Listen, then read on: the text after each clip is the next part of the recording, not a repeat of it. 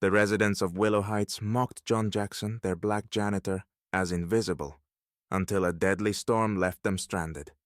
Risking his life, John saved the very people who scorned him, forcing them to confront their prejudice.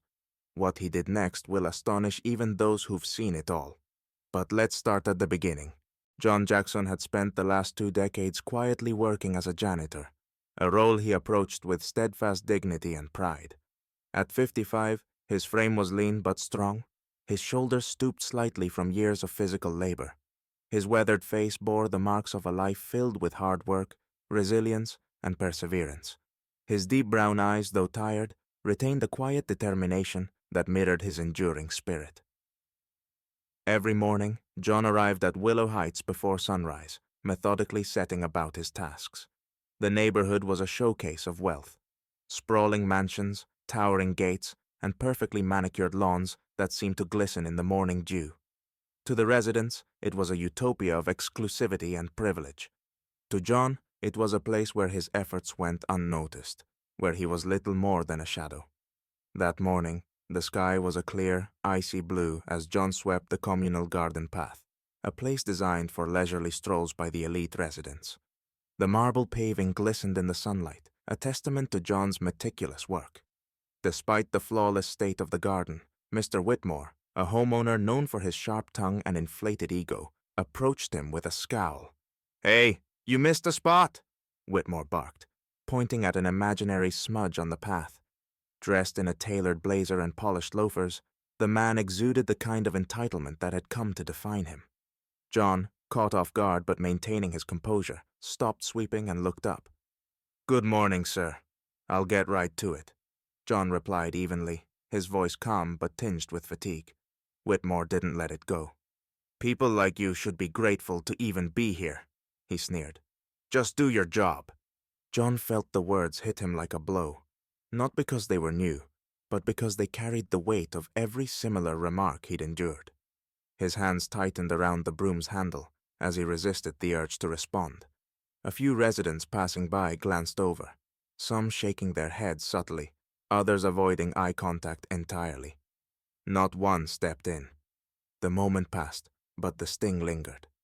John continued his work in silence, focusing on the rhythm of the broom as it brushed across the stone, a soothing repetition that kept his emotions in check. He couldn't afford to lose this job. The modest paycheck was vital for his family's needs. As the day wore on, John had just finished cleaning the park adjacent to the garden when trouble came bounding in the form of a neighborhood dog. A golden retriever, belonging to none other than Whitmore's family, had slipped its leash and torn through the freshly cleaned area, scattering leaves and tracking mud across the pristine benches. Before John could address the mess, Whitmore reappeared. "What is this?" Whitmore demanded, his voice rising with indignation. "I leave for 10 minutes, and you can't even keep the park clean? What are we paying you for?"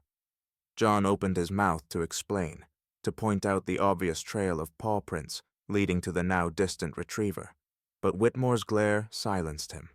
"Lazy," Whitmore muttered under his breath, loud enough for anyone nearby to hear. The tension thickened like a storm cloud, unseen by the wealthier residents going about their day, but felt deeply by John. He nodded silently, turning back to his work as Whitmore walked away in a huff. Each step he took back to clean the mess felt heavier than the last, weighed down by the humiliation and anger he carried home with him that evening. As John sat at his modest kitchen table that night, his wife's words offered some solace, but he couldn't shake the question gnawing at him. How much longer could he endure being treated as if he were invisible, or worse, unwelcome? The morning after Mr. Whitmore's cutting remarks, John returned to work, trying to focus on his tasks. While trimming hedges near the fountain, he overheard a group of residents chatting nearby. Whitmore's voice rose above the others. "John, he's lucky to be here. People like him don't aspire to anything," he said with a cruel laugh. Eric, a younger man who had recently moved to the neighborhood, shifted uncomfortably. "Don't you think that's a little unfair?" he asked, his voice tentative. Whitmore smirked. "Oh, come on, Eric. It's just how the world works. He's here to serve us. That's his role." John's hands tightened on the hedge clippers. He quietly moved away, unwilling to let them see the hurt on his face. That evening, he shared the experience with his wife, Mary, over dinner. "They'll never see us as equals," he said, his voice heavy with frustration. Mary placed a comforting hand on his. "They don't have to see it, John. You know your worth. Don't let them take that from you." Her words lingered in his mind as a storm loomed over Willow Heights in the following days. When the rain finally came, it was relentless, flooding streets and turning the usually serene creek into a violent torrent. John watched from a park maintenance shed as the water rose, soaking the pristine neighborhood. Shouts cut through the storm, and he spotted a car stuck dangerously close to the raging water. Inside were several residents, their faces pale with fear. Among them was Whitmore, frantically gesturing for help. John hesitated for only a moment before grabbing a coil of rope. He tied one end securely to a tree and waded into the icy water.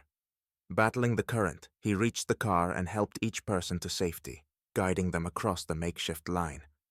When it was Whitmore's turn, the man hesitated, his usual smugness replaced with raw fear.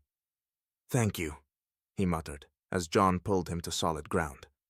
By the time emergency crews arrived, the neighbors were gathered, their expressions a mix of shock and gratitude. Whitmore, drenched and shaken, looked at John with uncharacteristic silence, as if seeing him for the first time. That night, John returned home exhausted but proud, knowing his actions had spoken louder than Whitmore's words ever could. Ignoring the sting of Whitmore's earlier remarks, John doesn't hesitate when he hears the cries for help. Rain pelts down in sheets as he leaps into action, his instincts overriding the humiliation he had endured just days before. John fires up his old sturdy truck, the one he's kept running through years of hard work, and gathers ropes, a crowbar, and an old tarp from the maintenance shed.